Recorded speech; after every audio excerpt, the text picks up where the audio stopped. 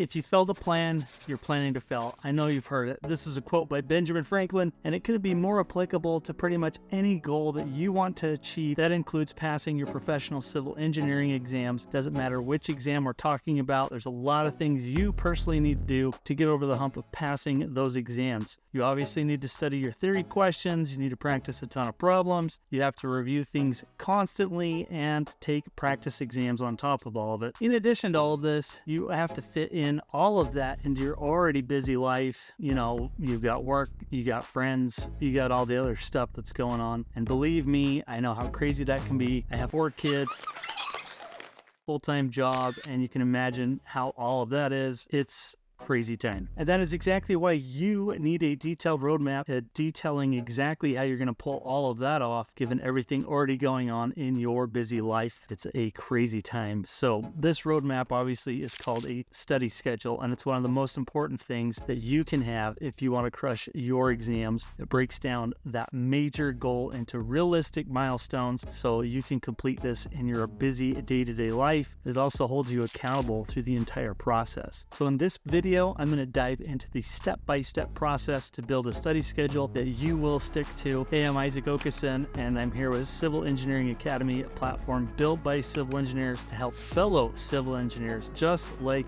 you pass your professional engineering exams and help you on your journey to become a professional engineer. So stick with me because this one's going to be coming up right after this.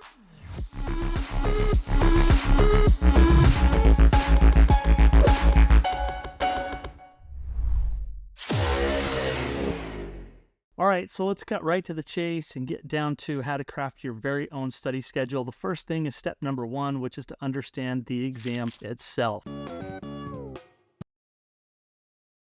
So the first thing that you need to do is to get to know the exam as much as possible, especially if you are a first-time test taker. You know, you got to jump in. You got to figure out what the exam format is. You got to know the number of questions. You have to know the question types that they're going to throw at you, how much time you're going to have on the exam, and what you can and can't bring to the exam with you. All of those things are very important. But most importantly, you need to be very clear on the topics that you need to study. So your first step in preparing for your exam is to get a copy of the specifications related to your particular exam. Now, this particular document includes everything that you're going to need to basically study, and you can literally print this thing out and use it as a checklist for the things that you need to study and check them off as you do it. Now, I'm going to leave the links below where you can find the specifications for the Civil FE exam, the Civil PE exam, and also the CFM exam, which stands for the Certified Floodplain Manager exam, which is really related to those in the water resources arena. But also we're going to link the California seismic exam and the survey exam, which are related to the California side of things, all in the description below. So check those out if you haven't already. Make sure you have all of these detailed specifications and all of these topics you're going to need to cover for the exam. You're going to use this to create your very own study schedule and tackle them one by one. So it's important you do that. And that, my friends, is step number 1. All right, step number 2 on this journey is to start gathering study materials.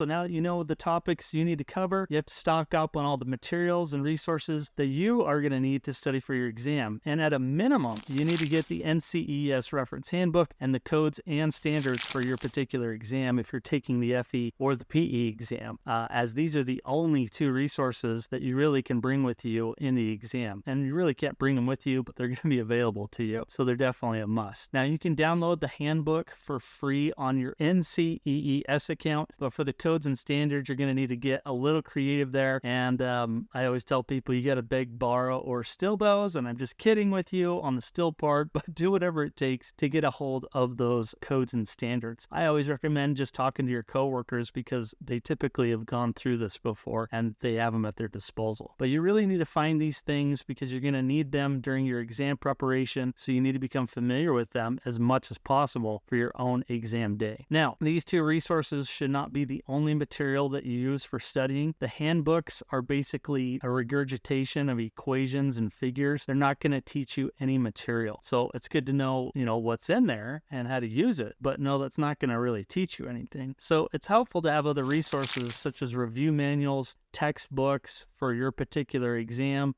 standalone practice exams and problem sets that you can find online, or even a full-blown review course to help you out on your journey. So make sure you have all of that stuff ready to go beforehand, because you're going to need references to study those resources when you start organize your tasks for your particular study schedule. So to help with this, I've put together a list of study resources for both the Civil FE and each of the 5 major disciplines for the PE exam and the California exams on our website. Just click the link in our description below. We'll make sure we point you to the right direction for your particular exam you're taking, and you'll know to get the best resources right there at your fingertips. All right, let's talk about step number 3 here, which is to assess your current knowledge. And this is what you're going to do. For each of these topics in the specifications, you need to go through the study resources you chose to use and then read and watch a few sections about each topic. So you're going to do a little bit of homework here. And then as you go through each of these topics, you should be asking yourself the question, how confident do you feel like you are on the topics that you're going through? The idea that I'm trying to suggest to you is that you're trying to find weak spots on these topics as you go through them so that you can get those particular areas covered. So we want to set aside additional time for the topics that we're basically weakest at. So for example, if you're taking the Civil FE exam and you know it's not easy for you to wrap your head around particular structural engineering topics, then that's a sign that you need to give more time and attention to those particular topics. And after you identify those topics and those weak spots, make sure you highlight them in the specifications as you go through it, and so you don't forget them when you're crafting your own study schedule. Now, you'll need to schedule more practice problems and constant reviews for these topics than other topics that you're already probably good at. So pay attention to that as you start looking through the specifications, because you want to identify those weak spots. All right, now that you know the topics you need to focus on because they don't come easy to you, you also need to know the topics that have more weight on the exam itself, so you zoom in on those as well. And even more important, if one of the topics of more weight on the exam is also one of your weak spots, then you need to pay special attention to that one particular area and increase the amount of study time for it. That definitely makes sense, right? So to find which topics have more weight on the exam, you can simply look up the number of problems that are related to those in the specifications and make sure to make note of it. So for the Civil FE exam, questions on ethics and professional practice can be anywhere listed from 4 to 6 questions, but the number of questions on the structural engineering topic is almost 10 to 15 questions, so it's extremely clear which one you should be devoting more time to if you're crunched for time. Now, then again, after you spot these topics that definitely weigh more than others on the exam, highlight them on the specifications as well, so you don't forget to set aside more study time as you start building out a schedule. All right, step number 5 in this process is to determine your own preparation time. Now that you've got the background information, you need to build a study schedule for your exam. So the next step in this process is to define how much preparation time you're going to actually give yourself. Based on all the topics you need to study that are laid out in the specifications, you know your knowledge gaps and your weak spots, you know how busy your life is already. How much prep time do you think you need to make all of this happen and work out for you? There's always a personal decision in this based on your own particular situation, but I always recommend at least 3 months of study time for this. That is a minimum for sure. Ideally, I think you should give yourself 6 months so you have a long enough runway out there to account for any surprises that come up for you, because they always do. As you know, life definitely happens. But in some cases, you may even need more time than that, maybe even up to a year or so. An example of this is if you're taking the FE and you've been out of school for quite some time, you may need more time because the exam is heavy on college type topics and you probably don't remember a lot of that stuff at this point in your life. Going to take a lot to jog the old memory. Or if you're taking any of the 5 PE exam disciplines but you haven't had enough experience with the codes and standards for that particular discipline, then you're going to also need more than just 3 months to dive into that. There was a girl in our course, Mackenzie Allen, a student of our PE review course, and she found out about this firsthand. She didn't have much experience using the MU MUTCD at work, which is a transportation standard. And when she started diving into her own exam prep material, she realized it would take her more than a few months to get familiar with it for her PE transportation exam. So if you want to check out her interview that we had with her, just click on our link. We will have that in the video as well. And we'll also have it in the description below to check that out. So to sum it all up, you should take all of this into account and then define how long of a runway you have for your own exam and make sure you prepare for it. So again, the most common time frames for this are 3 months, 6 months, and probably 1 year, depending on where you're at. So go with the one that best suits your own needs, and so you can grasp the concepts that are thrown at you. Then once you do all that, register for your exam on the NCEES website towards the end of that time period, and that gives you a fixed deadline to hold yourself accountable, which is always crucial when preparing for these exams. All right, the sixth step in all this is determine your study time. So the final step before you can start building a study schedule for this is you basically need to figure out a realistic time for you to complete your study sessions, because only you know that. So you need to settle in on how much study time you can build out in a day, because you know your own schedule. Now, this is going to vary depending on how busy your life is, what's going on with your own exam prep, how far along you are, how far removed you are from that knowledge, and all of that jazz. But my advice to students of our own review course is basically to set aside at least 2 hours on the weekdays and 4 hours on the weekends, and you can adjust that to fit however it works for you, whether you can do it in the morning or afternoon, I don't know, whatever works for you. So your study sessions, again, can be early in the mornings before work. A lot of people that works for. They could be in the evening after work, or it could be even during work if your work is okay with that. Anytime you can squeeze in 1 to 2 hours of time in there to study, that's a win. So definitely do that. Now, there's a lady, Amanda McFarland, another one of our PE review course students. She studied in the morning before her 2 kids would wake up, and that was definitely hard, but she pushed through it and she made it happen. And you can watch our interview with Amanda by clicking on our link. We'll have that in the description below as well as in the video here, so definitely check that out. You will be definitely inspired by how she carved out time to make that happen. So no matter what time of day you're going to be studying, just make sure you define how long you'll be studying and the days that you will be studying. Build out that schedule, use Google Calendar, write it on a calendar. I don't care what you do or how you do it, block those hours off for study time. You're going to be way ahead of the schedule. Okay, now it comes to our final step, which is step number 7, and that is to actually build your own schedule.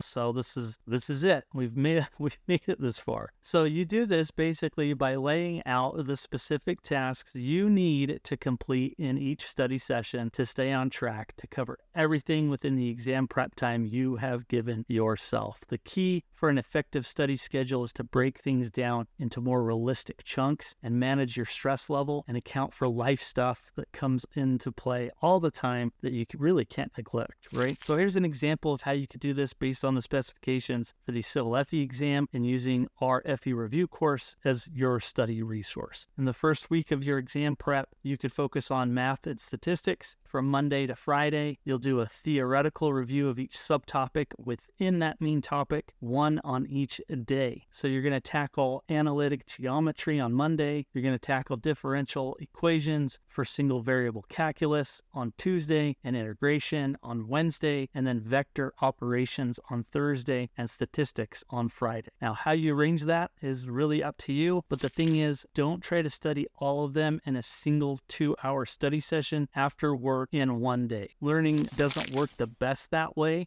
You need time, and this is what's called the distributed practice technique, and I've actually covered all of this in a previous video. You can definitely check that out. We're going to have a link to that as well as a link in the description, so definitely check that out, but it will detail how you can best study. So you can't just read or watch theory. You really need to solve problems, and a lot of them these problems if you really want to ace this exam. So your study schedule should also include study sessions exclusively for solving practice problems, and that way you can put all the theory that you've learned into practice and actually learn what you've been studying. In our example, you've still got that 4-hour study session that you know is coming on the weekend, and so you're going to build some practice problems into that on mathematics and statistics in there. All right, let's let's go into your second week of your study plan. So here, let's say your daughter has a birthday on a Saturday, and you won't have that 4-hour study session that you've been trying to plan, right, on the weekends that you had last week. So what are you going to do about this?